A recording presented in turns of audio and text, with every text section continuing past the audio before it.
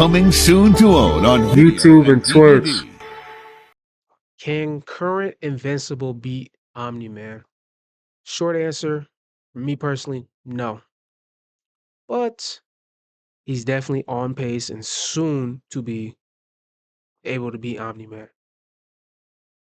But I don't think he can. Not now.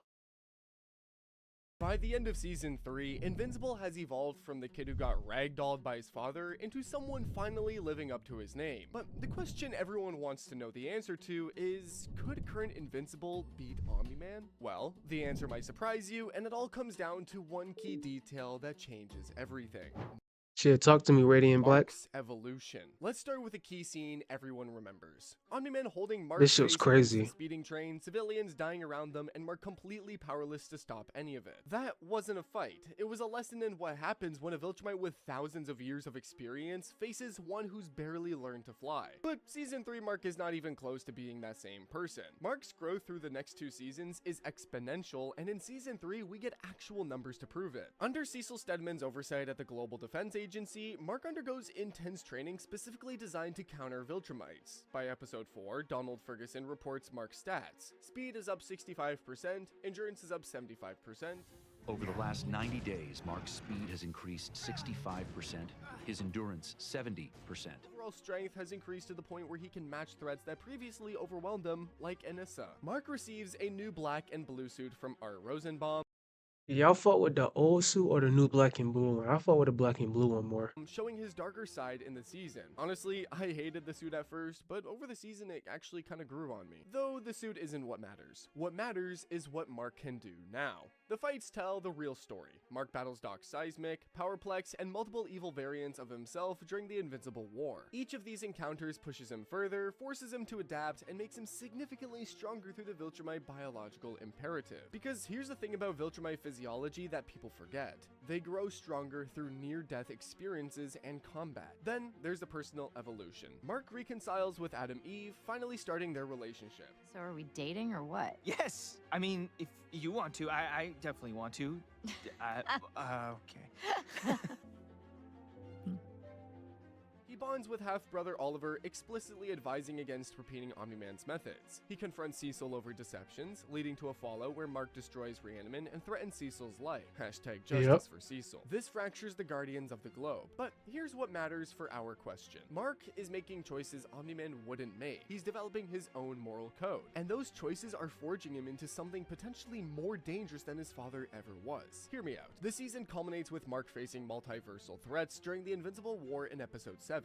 Evil variants of himself, each one a mirror of what he could become, each one powerful enough to destroy cities. But Mark survives. More than survives even. He actually helps end the threat. By the season's end, Mark is traumatized but empowered and even stands on business, finally, with the fight against Conquest, which undoubtedly makes him significantly stronger once again. So where does all this growth actually leave Mark? What can he do now that he couldn't do before? Defining current Mark. Current Mark, as we're defining him, is Mark at the end of Season 3, Episode 8. Specifically, the Mark who has survived the Invincible War and Conquest fight and processed everything that came before it. This is critical because Mark's power level isn't static. It's growing with every episode. Let's break down what current Mark can actually do with specific feats from the show. Strength and Alright, talk to durability me. First, Mark lifts and throws massive structures during training. Not struggling, not barely managing, actually throwing them. He survives city-level destruction in fights without being incapacitated. Mark overpowers Reaniman by tearing them apart with his bare hands like paper. Speed is where the 65% increase really shows. Mark traverses global distances in seconds. When evil variants attack, Mark reacts to faster than light attacks. Not dodges them all, but reacts, processes what's happening, begins countering. The fact that he can even perceive attacks at that speed puts him in a completely different category than Season 1 Mark. Additionally, during his final fight with Angstrom Levy, we see a clear increase in speed when he manages to dodge numerous portals. Combat prowess has evolved beyond raw power. Mark defeats Powerplex, a villain specifically enhanced to absorb kinetic energy and fire electric blasts without serious injury. He battles 18 evil multiversal variants, overpowering several solo before they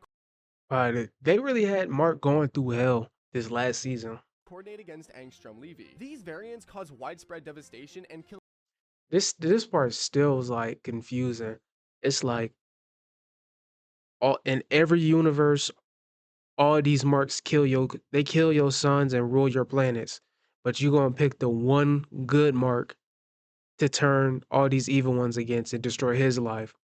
When all he did was try to stop you from doing some shit, even though you sacrificed your own health. Heroes like Rexplode. Mark fights multiple versions of himself all at once and survives. Then there's the Conquest fight, episode 8. Now this is the big daddy of growth. Conquest dominates initially. He's slaughtering civilians, seemingly nearly killing Mark several times. Mark should die, but somehow this guy just keeps getting up. At one point, this guy taps into his adrenaline, biting into Conquest's shoulder and hitting a devious combo. Now, when he is about to get ground pounded, Adam Eve intervenes, burning off Conquest's skin with a full power blast, and then Mark finishes it with headbutts, crushing Conquest's skull until the Viltrumite stops moving.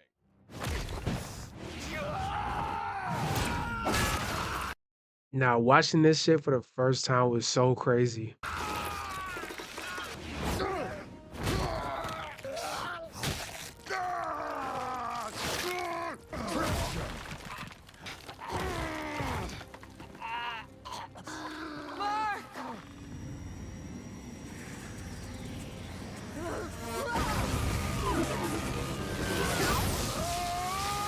And then she ulted. That shit was so crazy. This is the questionable part, since Mark didn't fully beat him solo. Though while he was close to losing, Conquest was playing at first and he wasn't fully on his own. It's safe to say that Mark did a crazy job at beating up Conquest, and it'll only get easier from now, which helps us get closer to an answer. Because according to Global Defense Agency, I still hate that, like, why we keep this nigga alive, bro? Why do we need answers, nigga? We just took down second in command. Oh yeah, let's keep him alive. We need some answers from him. Like he's gonna give shit up. leader Cecil Stedman, Conquest is explicitly stated to be stronger than Omni-Man. Even Omni-Man would likely lose to Conquest. Mark defeats him. With help, yes, but he defeats him. It defeats him, but Mark, like, if Conquest was fighting Omni-Man, he will approach it way different. He wouldn't try to play with him. He would have took him more serious from the start. Regeneration and adaptation show Mark healing from maiming injuries in days, and he adapts mid-fight, growing stronger through Viltrumite biology, learning patterns, improving technique as battles progress. Current Mark operates at planetary level threats. He's no longer a city level hero learning the ropes. He's fighting beings who can destroy civilizations, and he's winning. The 65% speed increase and 70% endurance increase aren't just numbers. They represent the gap between Season 1 Mark, who got demolished, and Season 3 Mark, who stands a legitimate chance. But here's the question everyone's avoiding. Mark beats Conquest with help. He needed Eve's intervention. He needed Rage to push past his limits. Can he beat Omni-Man solo? Because Nolan isn't just strong. He's something else entirely. Nolan's power. Nolan Grayson, Mark's... But Nolan got a lot of IQ when he fights because I'd say he probably has the most battle experience. Obviously, I'm not too much tapped into the comments, but I feel like he has probably the most battle experience in the whole Empire.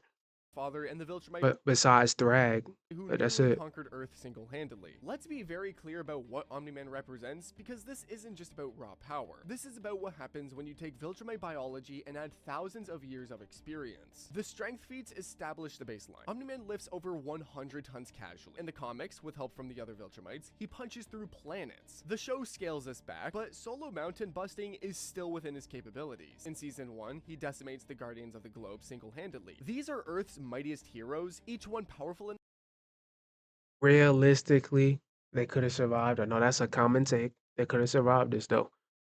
To defend the planet. Omni-Man kills them all in minutes. Let's be specific about that fight because it demonstrates tactical superiority. He doesn't just overpower them. He systematically eliminates each Guardian by exploiting their specific weaknesses. War Woman gets Speed Blitz. Darkwing gets crushed before he can even use his gadget. Red Rush, the Speedster, gets his head pulped because Omni-Man predicts his pattern.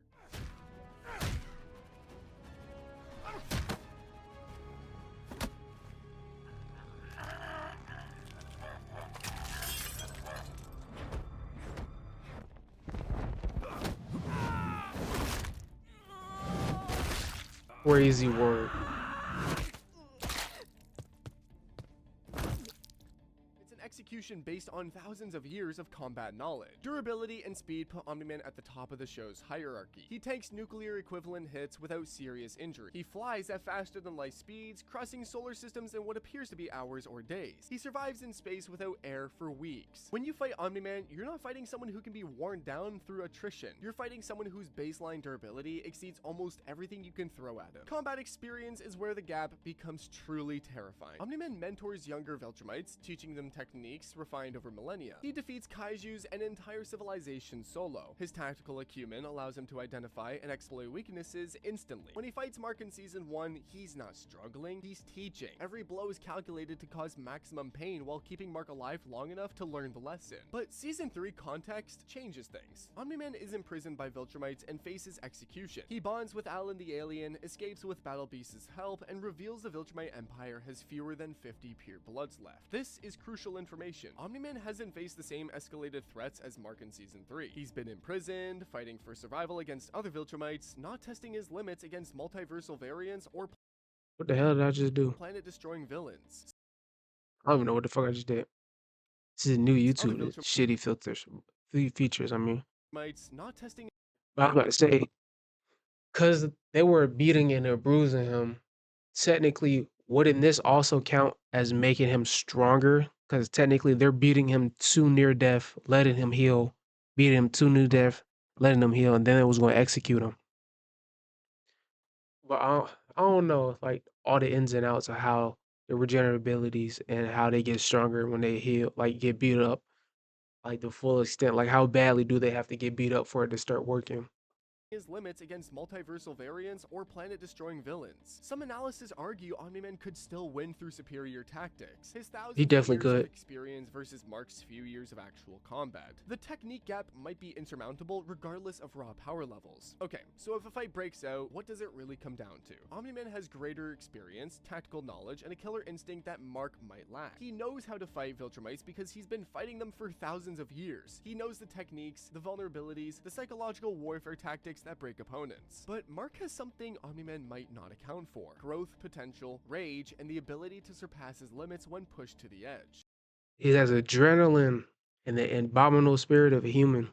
And in a fight between a father who's already reached his ceiling and a son who's still climbing, that might be everything. So how does the actual fight play out? We're looking at 4 distinct scenarios. Each one plays Talk to out me, Ready differently in based Black. on circumstances, mindset, and what both fighters are willing to do. Because that's the thing about Viltrumite fights. Scenario 1, straight brawl. This would just be the 2 Viltrumites meeting in the sky and trading blows until one stops moving. This is the scenario that favors strength and experience. In a pure slugfest, Omni-Man's thousands of years of combat knowledge give him edges Mark can't compensate for. He knows how to position his body to maximize impact. He knows when to tank hits and when to deflect. He understands momentum and leverage in 3-dimensional combat in ways Mark is still learning. But here's where current Mark's physical improvements matter. That 65% speed increase means Mark is reacting faster than Omni-Man remembers from Season 1. The 70% endurance increase means Mark isn't getting worn down as quickly. When Omni-Man goes for the moves that worked before, holding Mark's face against surfaces, crushing his bones, Mark's enhanced durability lets him survive longer. The Conquest fight proves Mark can withstand prolonged assault from someone stronger than Omni-Man. If he can survive Conquest's assault, he can survive Omni-Man's for a little while at least. Omni-Man likely wins the early exchanges, but as the fight extends, as Mark adapts and grows, the gap closes. Eventually, Mark's rage and refusal to quit push him past his limits, the same way he pushed past Conquest, but I still think Omni-Man would have a slight edge. So overall, I would give this fight a 4 out of 10 chance to Mark. But the next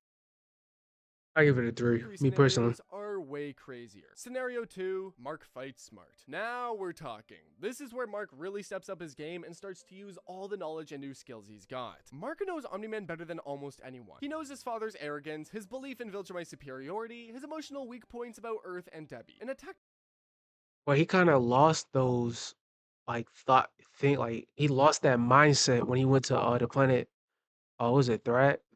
fight, You know, that Mark one has planet. information Omni-Man might not expect him to use. The strategy would involve baiting Omni-Man into overcommitting. Make him think he's winning, then counter when he gets careless. Use the environment. High-frequency sounds could disrupt Omni-Man's equilibrium, leading the fight near GDA facilities where Cecil could intervene with experimental weapons, forcing Omni-Man to choose between fighting Mark and protecting civilians, exploiting the psychological conflict that broke Omni-Man in Season 1. Mark's personal conflicts from Season 3 shows he's willing to make hard choices now. He destroyed Reaniman and threatened Cecil's life when pushed. changed. He's not the naive hero anymore. If fighting smart means fighting dirty, current Mark might do it. This scenario shifts odds to maybe 6 out of 10 for Mark because he's using every advantage instead of just brawling. But it requires Mark to be colder, more calculating than we've seen him to be. Unlike the next one, which will be nearly impossible to survive. Scenario 3, Nolan goes full power. Omni-Man fights Mark is fucked if he goes full power. Mark the way he fought the Guardians of the Globe, with lethal intent and maximum efficiency. This is the nightmare scenario for Mark, because we've never actually seen Omni-Man go all out against his son. Season 1 was a beating, absolutely, but Omni-Man wanted Mark alive. What happens when that restraint disappears? Omni-Man's flight mastery gives him 3-dimensional superiority. He controls engagement distance, attacking from angles Mark can't predict, using speed to disorient. His tactical experience means he's not making mistakes. Every move is calculated to inflict maximum damage while minimizing risk. The execution method would be systematic. Omni-Man targets Mark's emotional vulnerabilities first, brings up Debbie, Eve, and even Oliver. Then he exploits that fractured mental state with precise strikes designed to cripple, not kill immediately. Break Mark's limbs, rupture organs, force Mark into a defensive position where rage can't even save him because he physically can't move. Mark's only counter is the same thing that saved him against Conquest. Pure, unfiltered Viltrumite rage that pushes past all damage, all pain, all rational thought. Biting, clawing, headbutting, whatever it takes. The animal fury that let him crush Conquest's skull. But would that be enough against Omni-Man fighting Fuck no. seriously? I'm leaning towards a hard no here. Not without help or without something to give Mark the edge he needs. This scenario probably goes 2 out of 10 to Mark. Mark could pull out a win through sheer refusal to die and Viltrumite adaptation. I'm not gonna lie, if Omni-Man was really trying to like instant kill Mark, he might just put a hole through his chest. But it's unlikely. But what if the fight had a much bigger emotional factor? Here's what none of the other scenarios account for. Neither of them wants this fight. Omni-Man's entire season 1 arc was about his love for Mark breaking through Viltrumite conditioning. He left Earth rather than kill his son. He's shown throughout the series that Mark is his weakness, the one thing that makes him question everything the Empire taught him. Mark, despite everything, still loves his father. He's traumatized by what Nolan did, absolutely. He's rejected Nolan's philosophy, but that doesn't erase the fact that for most of Mark's life, Nolan was a good father. The psychological conflict of actually trying to kill Omni-Man would affect Mark's performance. In this scenario, the fight happens, but both fighters are holding back emotionally even as they go all out physically. Right? Not kill. Mark is trying to prove he's strong enough to stand against his father, not murder him. That changes everything. Because in a fight where both combatants are subconsciously pulling their most lethal moves, where neither is truly committed to ending the other, technique and experience matter more than raw power. If we're going with the emotional scene, technically Oliver will probably find his way in the middle of this fight, trying to break it up for both of them. I think he'll probably take Omni-Man's side, trying to get Mark to stop fighting him. Omni-Man probably takes a 6 out of 10 because his emotional control is better. Thousands of years of conditioning mean he can compartmentalize better than Mark. He can hurt Mark badly enough to win without crossing the line into patricide. Mark, younger and more emotionally volatile, might make mistakes that cost him. But if something happens during the fight, if Omni-Man goes too far or says the wrong thing and triggers Mark's rage fully, all bets are off. Because Rage Mode Mark, the Mark who crushed Conquest's skull, doesn't think. He just fights. And that version of Mark might be unstoppable. According to research from multiple sources, if allies intervene, as often happens in this series, Mark's odds improve significantly. Adam Eve's intervention was crucial against Conquest. If Eve or Oliver or even Alan the Alien shows up during a Mark versus Omni-Man fight, that tip scales toward Mark. He proved that he can win with support. Solo is where questions remain. So we've broken down the scenarios. We've looked at how different circumstances change outcomes. But you're here for the actual answer. Can current Invincible beat Omni-Man? Let's do the final head-to-head comparison and give you the verdict. Can current Invincible beat Omni-Man? Yes, but it's close. Fair, I'll take it. Really close. If you enjoyed this video, I'll take it. Let me know how y'all feel about down below. Oh yeah, the new season of Invincible is supposed to be coming out, I think February or March. Real excited for that. I think Thrag is supposed to be introduced this season. They already released who the voice actor was going to be. So shit's going to be crazy. Let me know how y'all feel about that.